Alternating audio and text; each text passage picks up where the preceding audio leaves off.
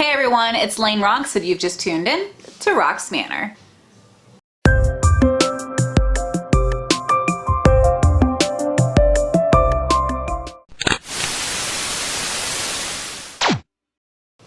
Alright, so here we go. Yeah, first off, I just noticed that this iced coffee is in here. It's like a semi-iced coffee. I want to point out, no, I don't constantly drink Starbucks iced coffee. I do buy them on occasion. I keep the cups though, and I make iced coffee at home. The only reason this is important is because, for one, I don't want you guys to think I'm like super bougie, because I do talk about how I like to save money and I'm pretty frugal.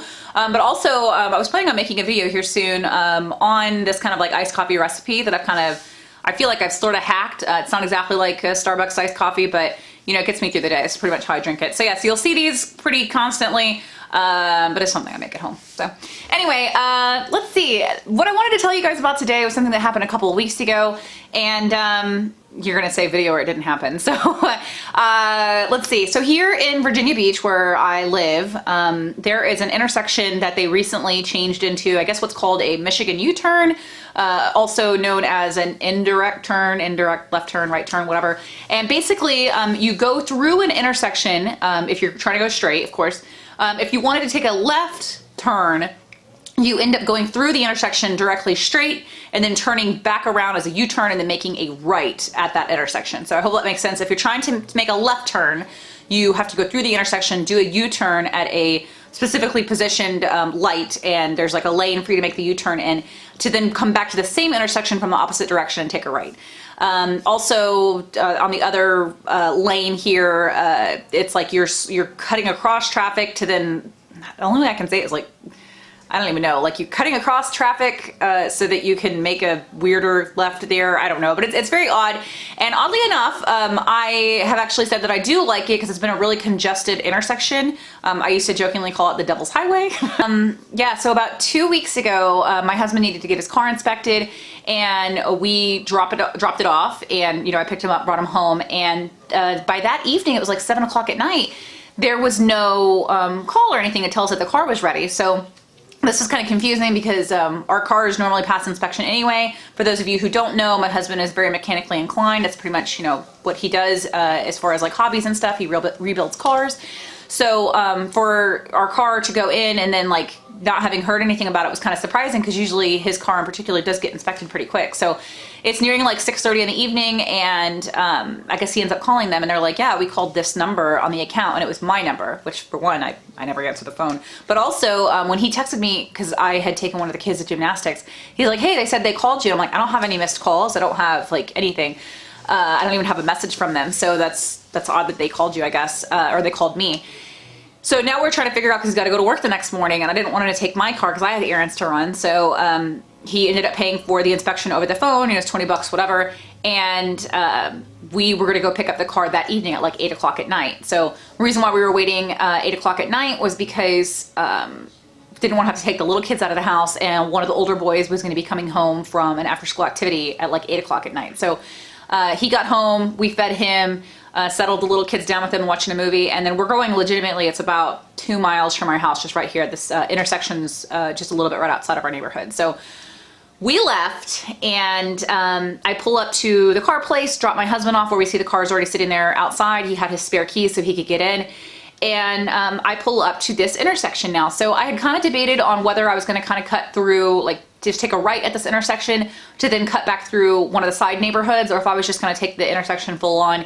And again, I don't know, I'm not bothered by the intersection. I think it's kind of cool. So I pulled through the intersection, did the U-turn at the you know, appropriate lane that's there with the light, and waited. And my light turned green, and I started going. And the only thing I remember this exact moment at first was that this song had come on, and I wish I could remember what it was, but this song came on that I hadn't heard in a while, and I was like, oh, it's a really good song. And out of nowhere, I'm going through the actual intersection, and I see this dart of red go across the hood of my car. And in that exact moment, I realize it's a car, and I don't know how I didn't hit it, because a car is like this big, right? And my hood is like this big, and like the car, I see it in front of me in this intersection while I'm going 35 miles an hour or whatever it is, and then it's gone. And I am just in shock. Like, I keep driving, but I couldn't even turn and look, nothing. My heart just dropped. I think it stopped. And I just kept driving, and within a couple of seconds I look over and there's a guy in a small car that has pulled up, and we're kind of driving side by side, and he looks at me and he's just like, so he's shocked at what had just like transpired in that intersection, and I'm shocked, and finally I see him go. So I open the window up and he's yelling like, oh my gosh, like that's crazy. And I'm like, yeah, I know, like that's crazy. And then these words, he says, I've got a dash cam, I caught it on tape. So yeah, video or it didn't happen, right? So you thought it was just gonna be a boring story of me telling you about this almost accident I got in. This guy's giving me the dash cam, so if you're ready to watch this, let's go. All right. This is his car, obviously, and we're coming up. Notice it just turned green, and here I'm going. That's my van right there to the right there, and here comes this red car. I mean, I legitimately do not know how I did not hit this guy. I do not know how I did not hit him. And so, yo, I have a dash cam in here for that reason. Yeah, it's a, yeah. Yeah, here, let's pull over.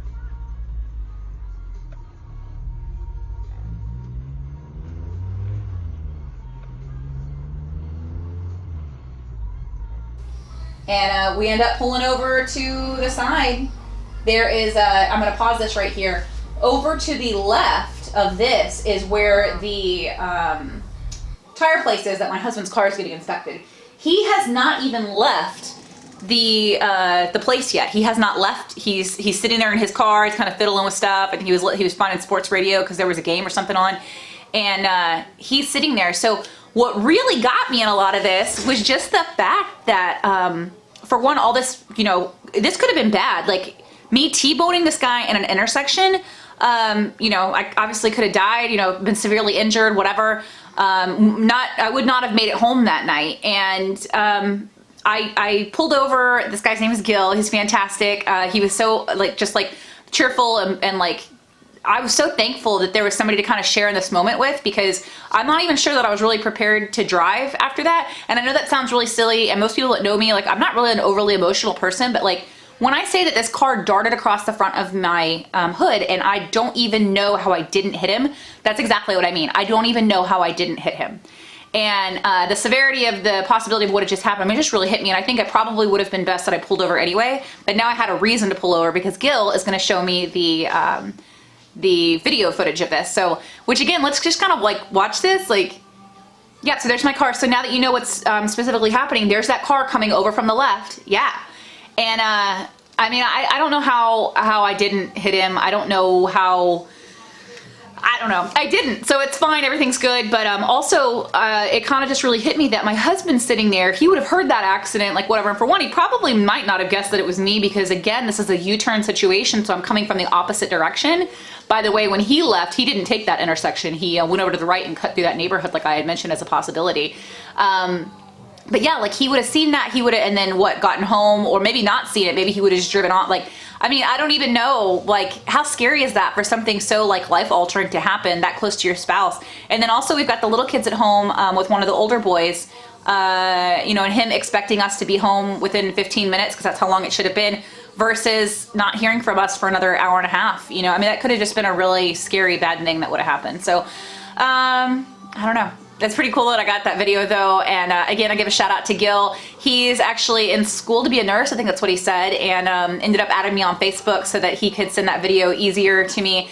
And I'm just really grateful that we kind of shared that moment together, but also that he was able to pull over with me. And I don't want to say get my mind off of it because obviously we're working on trying to share the video, but it got my mind off the severity of the moment. It was just more of a like, oh my gosh, I can't believe that happened. So to be honest, I got home that night. My husband got home like quicker than I did, which was confusing to him because he called me and I was like, I know I have to answer this. So I just told him, I said, I'll be home in a minute. So of course he's confused, like, I'll be home in a minute. She dropped me off and I didn't leave for like 5 minutes.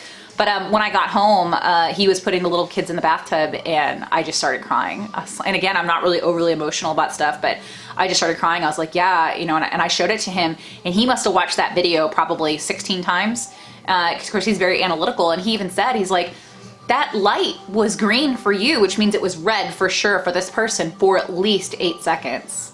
So here's the thing. It wasn't that they were trying to push a yellow light or it had suddenly turned red and whatever. This is a good 8 seconds that this light was already green for me. So there's zero way that you could like convince me that this person was not driving distracted. Whether it was a phone, fiddling with the radio, like whatever it is. I mean, probably a phone. Let's be honest. How many times do you stop at an intersection and you see people on their phones?